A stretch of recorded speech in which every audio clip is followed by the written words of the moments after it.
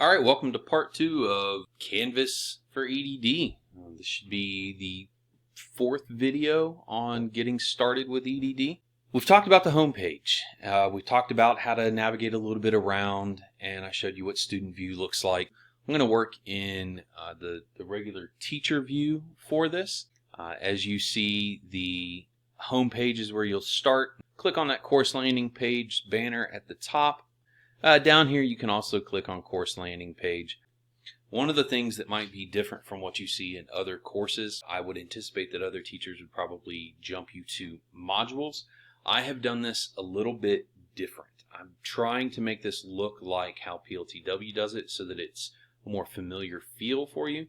I am using modules, so there's next buttons, but I do want to talk a little bit about what you would see on, say, the course landing page. At the bottom of this page, you'll find that there is a next button, and that is because this is part of a module. And there is a previous button, again, because it's part of a module. If I were to click on the home page here, it would be a little bit different than if I just used the previous button here. Notice how this will take me to the home page, and notice that on the home page now, there is a next button that would take me to the course landing page. And that's because it took me into the beginning of the module that's set up for my course landing page area, what I would refer to as my components module. So you do sometimes see those next buttons, and sometimes, like if I were to click on home, I don't see it because this button up here does not put me into a module. You won't have that next to previous button. And that's okay. I really do want you, every time you come in and you're at that home page, to click this banner. So when you do, you'll go to the course landing page. On the course landing page, I want you to find that there are some very beneficial things. First of all, if you want to jump straight into PLTW's Inkling, this is hyperlinked to it, and it should open up in a new tab. So here we are on the EDD course landing page. Looks a lot like what you're seeing on the other screen. I have a little bit more information on my screen than they do on theirs. But if for some reason you wanted to come in here, maybe use the notebook that's in here or the glossary that's in here or search for something that's in here, whatever it is you need to do, you can get to it very quick, very easily. So you'll find that the banners at the tops of pages in Canvas, as it says down here, they will provide for you a link to that my.pltw.org site. This Canvas page is intended to provide you access to EDD's curriculum, the my.pltw.org, and when necessary, and with RHS specific directions, rubrics, supplements for the assignments. Bold and italicized words that you'll see there, bold and italicized, specifically that. They are what PLTW would typically think of as glossary terms. If you don't know what a word means, know that you can go to PLTW's site and find that term. In some cases, I have provided a hyperlink to a definition on Google because it's similar. The banners at the top of the pages are hyperlinks to that section of EDD on my PLTW. If I've done my job well, everything should open up in a new tab. Okay, let's move on then. The next thing I want to point out is that that attendance form is going to be at the top of all the pages that are like this, where they have a banner at the top that you can click on. You won't see it on assignments and just buried pages within some of this stuff, but it is going to be at the beginnings of every single one of the components, the resources, those major areas. So elements, components, resources, the home page, the course landing page, things like that. You will also find, and this is the only place that I have it provided this way, a preview for the EDD planning project timeline. You can also click on this link and it will download it. Move it where you need to move it. Keep your files organized. This links straight to another module, a different module.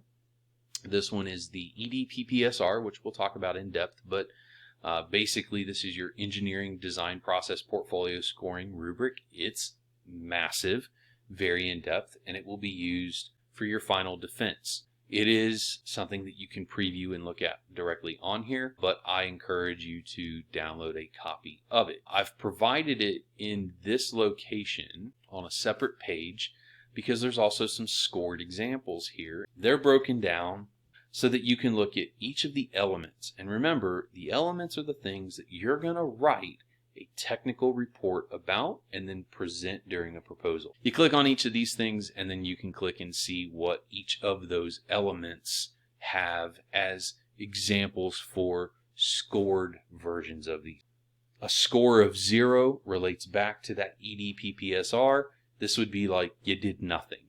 A score of 5 would be a master's level. And there are students in high school who produce work like this. Think of a 3 as being proficient, a 4 as being where most of you will probably land, and a 5 as being well above that. You are distinguished, 5s.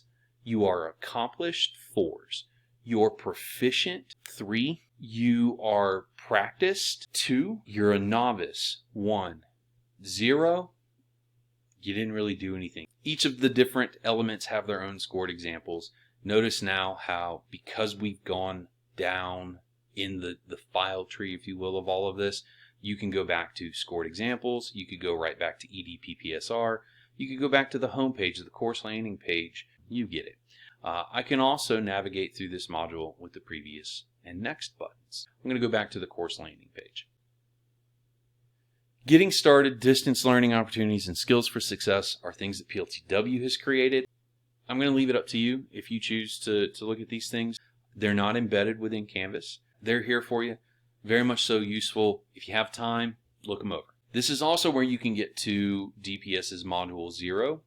I did want to provide it on this page in case you just skip right past that home page every day, which you probably will. Don't forget to do it. You have 1 week. Component 0. This is all resources. There's going to be an activity and discussion in here, a presentation in here. So there's some stuff for you to do in here, and we're going to go through this together. Component 1 is all about researching a problem. Component 2 is all about designing a solution.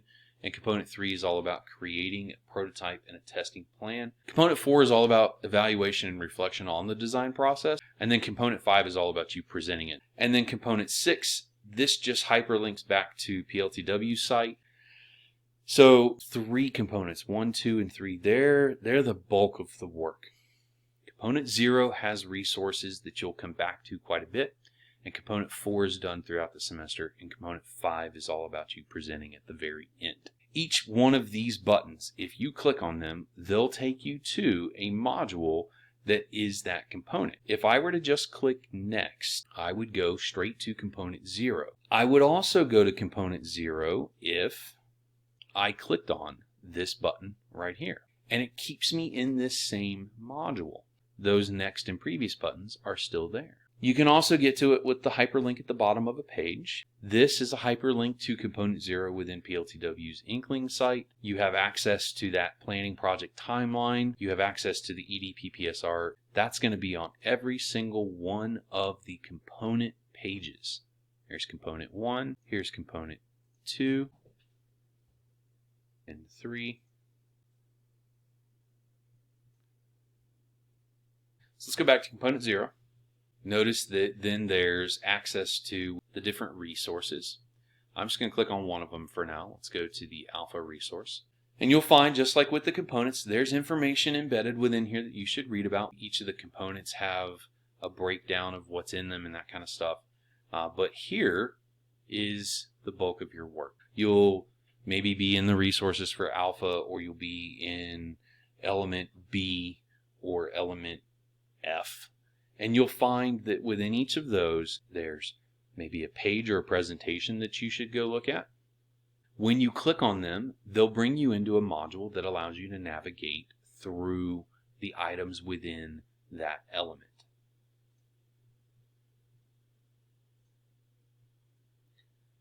So notice design process flowchart, and then if I were to go further, product development process flowchart, notice how there's viability of the proposed solution reviews. Now that's there because that's the assignment that uses the product development process flowchart. So as you get to that assignment, you'll find that somewhere in the resources or the equipment, you can access this particular page.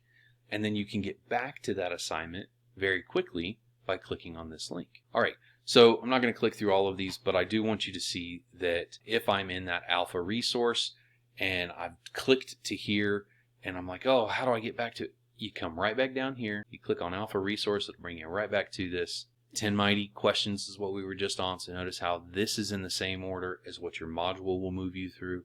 Rule of thirds would be next, then decision matrix, design process documents, product lifecycle assessment activity pops up here. If you were to click on this in the student view, all you would see is the rubric. That's it, because this assignment has not been opened for you to look at yet. Hyperlinks within this thing as well. There's a procedure just like you would see normally on PLTW's site. There's your resources and an introduction. There's going to be a lot of good information in those introductions. Read them. It's useful stuff. Some of these assignments are massive. They're done that way. They are big like that. Not because they're going to be worth a whole lot of points, but because they're set up to give you something to then put into your technical report and or presentation. That's the bulk of this. This really is all about you being able to get an understanding of how you can move around within this Canvas classroom. I have no idea what other teachers are setting them up like. A lot of them are probably going to go to the module lists and show you something like this. Mine is pretty massive, and I didn't want to burden you with being able to look through this. I might decide to open this. Some of you might find it that much more beneficial. So if you do see that modules is opened up on that left panel for you in student view, you can see this screen and be able to navigate where you want to navigate this way.